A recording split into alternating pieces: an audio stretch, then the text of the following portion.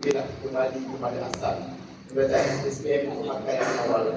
Oleh itu, saya juga telah mengambil beberapa tindakan. Mungkin bawah pengetahuan Jawatankuasa Sarana 2226. Tahun lepas saya dah jumpa dengan semua murid tingkatan 4 waktu itu. Saya laksanakan audit akademik.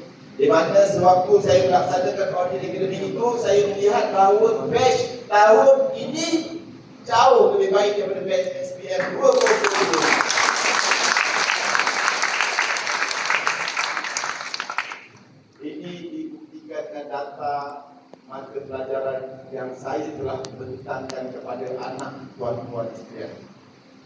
Dan seterusnya, saya juga telah berjumpa dengan bottom 20 murid-murid tingkatan 4 tahun lepas. Dan ini tingkatan 5 tahun. Di mana mereka ini, saya minta mempunyai sesuatu cita-cita yang tinggi. Di mana saya sebutkan bahawa cita-cita ini percuma, tidak perlu dibayar. Yang pertama, cita-cita 9A+ SPM. Dan yang kedua, cita-cita untuk menjadi apakah anda selepas dari SPM masuk universiti, bidang profesional apa yang anda nak ceburi, dan bercita-cita untuk menjadi apa. Ini percuma.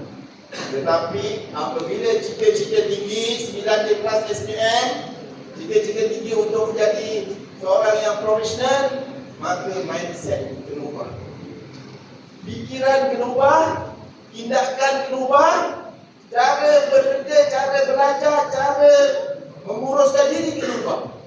Itulah yang paling mahal untuk anda laksanakan pada masa ini. Ini saya dah maklumkan kepada anak tuan-tuan insyaAllah.